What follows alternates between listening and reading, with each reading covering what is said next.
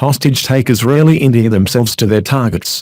During its reign as a danger to Confederation, Quebec won many concessions by regularly brandishing the threat of separation, but succeeded also in isolating itself while earning the enmity and resentment of much of the country.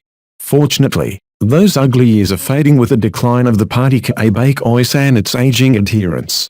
In its place we have British Columbia's new hardline Green-NDP Alliance with its intense focus on its narrow agenda and dismissive approach to the interests of its neighbours and fellow Canadians. The recent B.C. election left the Greens and New Democrats able to cobble together a wobbly alliance with a single-seat advantage over the Liberal government. NDP leader John Horgan and Green leader Andrew Weaver, the latter boasting just 3 of the 87 seats in the legislature, quickly reached a deal predicated on a radical reworking of the economy, with particular emphasis on opposition to energy projects of national importance. The ugly years of Quebec separatism are fading. In its place, we have B.C.'s hardline Green-NDP Alliance, with its narrow agenda and dismissive approach to national interests. It sets them up as not only a thorn in the side of the federal government, which has already approved the Kinder Morgan pipeline, but also a threat to the country's energy industry as a whole. Alberta, with its crucial oil economy, is landlocked and struggling to gain access to ports that would enable it to reduce its reliance on the U.S., where President Donald Trump's anti-free trade rhetoric has sparked concern across a global economy in which easy access to foreign markets has become the backbone to prosperity.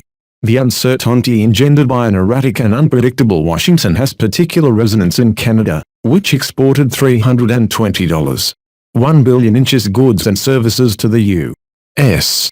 last year. Any serious disruption to that flow is a serious danger to Canada's economy and millions of jobs. The new B.C. Alliance seems blithely unconcerned.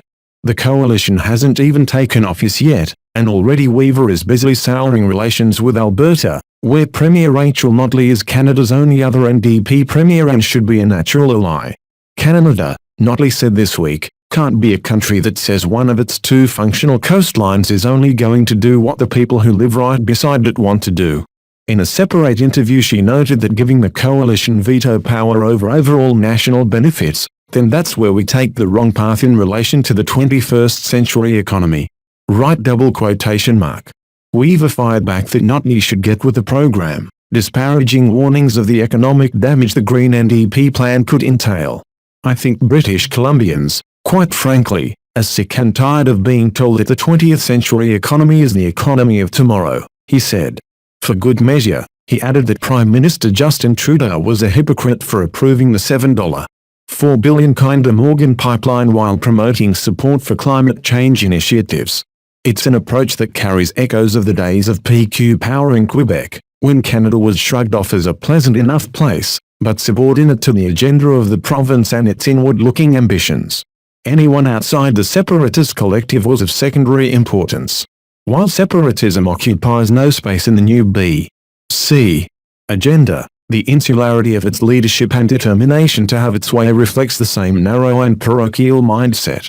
This from a coalition that could lose its 1-seat margin the moment it has to name a speaker to oversee the new legislature. Without waiting to take office, Horgan has pledged to use every tool in the toolbox to block Kinder Morgan, perhaps by refusing needed permits or tying up the project in endless legal maneuvers. Should he succeed, the ripples could be significant. Notley's support for the pipeline is key to her hopes of reinventing Alberta as a more environment-friendly economy in which climate initiatives are balanced against an economy still dependent on oil and gas extraction. If the pipeline dies, so too may her government, to be replaced by a revived conservative opposition that is already itching to abandon the carbon tax introduced by Notley's NDP. Beyond Alberta, Ottawa's National Climate Plan would face similar pressures, perversely undermined by a left-wing alliance claiming to be acting on behalf of environmental do-gooderism. It's a hallmark of the radical left that economic concerns are rarely allowed to intrude on ideology.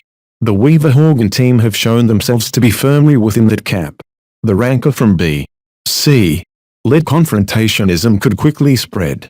The New West Partnership, a trade pact among B.C., Alberta and Saskatchewan, is already endangered by disputes over beer and other trade irritants. During the election campaign, B.C. Premier Christy Clark threatened a Trump-like tariff on thermal coal exported through West Coast ports. The new West Partnership requires that each party shall ensure that its measures do not operate to restrict or impair trade between, among or through the territory of the parties, yet B.C. has shown a growing willingness to do just that.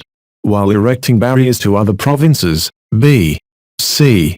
is simultaneously demanding Ottawa protect its forest industry from the U.S.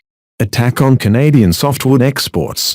It's hard to understand how the Green-NDP leaders think protectionism and job losses will be good for the province, while attacks on other provinces will produce anything but demands for retaliatory measures. It's a hallmark of the radical left that economic concerns are rarely allowed to intrude on ideology, and the Weaver-Horgan team have shown themselves to be firmly within that cap. One of Horgan's first actions, again, before he's been named anything but opposition leader, was to write to the head of B.C. Hydro, reminding her of the party's plan to halt construction of the $8 billion Site C hydroelectric dam, which is already 1/4 completed and would entail billions of dollars in lost wages, jobs, penalties and other implications if stopped now. The impact would affect firms across the country. It would raise anew questions of whether Canada is a country in which major infrastructure projects can be undertaken, sending a chilling message to investors around the world. None of this seems to impress Weaver-Horgan. Their country, it appears, ends at the Rocky Mountains. National Post.